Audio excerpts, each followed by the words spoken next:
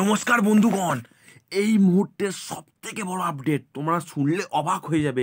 মমতা ব্যানার্জিকে হটানোর জন্য পশ্চিমবঙ্গ থেকে শুভেন্দু অধিকারীর সর্বোচ্চ বড় প্রলোভন এবং চাল এবং ইডিকে লাগিয়ে দিল আমাদের কিন্তু মুখ্যমন্ত্রী মমতা বন্দ্যোপাধ্যায়ের পিছনে। এটা গোপন তথ্য থেকে জানা যাচ্ছে। এটা কিন্তু সম্পূর্ণ বলতে চাইছেন যে তৃণমূল দলের রাজনৈতিক দলের নেতারা বলতে চাইছেন যে এরপর তাহলে মমতা বন্দ্যোপাধ্যায়ের পিছনে কিন্তু শুভেন্দু অধিকারী লেগে আছে। তার মানে নিশ্চয়ই ইডিকে কিন্তু এবার মমতা বন্দ্যোপাধ্যায়ের উপর আর তলব করতে পারে কিন্তু এবার। কিন্তু এই বিষয় নিয়ে কিন্তু অনেকগুলো প্রশ্ন উঠে আসছে যে আবাস যোজনা থেকে শুরু করে শৌচালয়ের টাকা মারছে মমতা সরকার। দেখুন মানে সম্পূর্ণ টাকা দেন। আমি স্যার বলবেন প্রত্যেকটা বিষয় সম্পর্কে বলবেন, তার আগে একটা কথা বলে দিচ্ছি যে আমাদের চ্যানেল কোনো রাজনৈতিক বিষয়কে প্রমোট করে না। একমাত্র আমাদের এডুকেশন পারপাসের জন্য আমরা চ্যানেলটিকে তৈরি করেছি এবং সত্যি একটা কথা বলি, তোমাদের সামনে সঠিক বিষয়টাকে শুধু উপস্থাপন করা আমাদের কাজ। আমরা কোনো রাজনৈতিক পার্টিকে সমর্থন করি না। তো একটা কথা বলেছি, দেখো আমরা ক্ষমতায় এলে গ্যাসের দাম 450 টাকা করে দেবো, ঠিক আছে? লক্ষ্মীর ভান্ডার 3000 টাকা করে দেবো। বন্ধুগণ, এখান থেকে দাঁড় করে দু তিনটে কথা শুধু আমি বলবো, স্যার তারপর বাদ বাকি কথাটা বলবে। প্রথমত তোমাদের পশ্চিমবঙ্গের লোকেদের প্রথমত বলতে চাইছি যে তোমার লালসা বেশি, তোমরা শুধু টাকা দিলে আমরা ভোট পেয়ে যাবো, এটাই বক্তব্য শুভেন্দু অধিকারী তিনি বলতে চাইছেন ডাইরেক্টলি।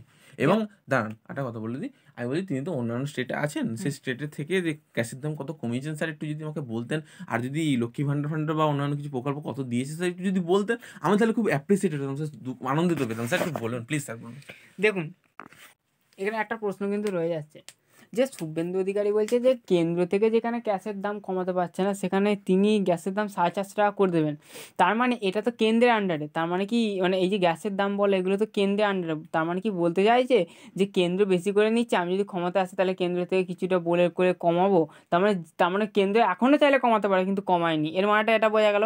আর লক্ষ্মীর ভান্ডার 3000 টাকা, ওয়েট করুন 3000 টাকা, তাই তো? তাহলে একটা প্রশ্ন করি যে 3000 টাকা যদি লক্ষ্মীর ভান্ডার দেন, এখানে একটা মহিলাকে প্রশ্ন করেছিলেন যে আপনি কাকে দেখতে চান, বলে মুখ্যমন্ত্রী তো আপনাদের লক্ষ্মী ভান্ডার দিচ্ছে, তখন মহিলাটা বলেছিল যে আমাদের কি লোভ দেখাচ্ছে নাকি? তাহলে এইটা তাহলে কি 3000 টাকা, তার মানে এটা বোঝাতে চাইলো যে তোমরা 3000 টাকা বিনিয়ে আমাদের ভোট দিয়ে দেবে হিসাব মতো, তাই তো? তার মানে তোমরা লোভী, তোমাদের টাকা দিলেই তোমরা হয়ে যাবে, তার মানে হিসাব মতো কোথাও না কোথাও একটা অপমানের সুর বেজেলো। দেখুন, এখানে ব্যক্তিগত কাউকে আক্রমণ নয়, জাস্ট এখানে একটা যুক্তির খাতিরে একটা কথা তোলা হচ্ছে।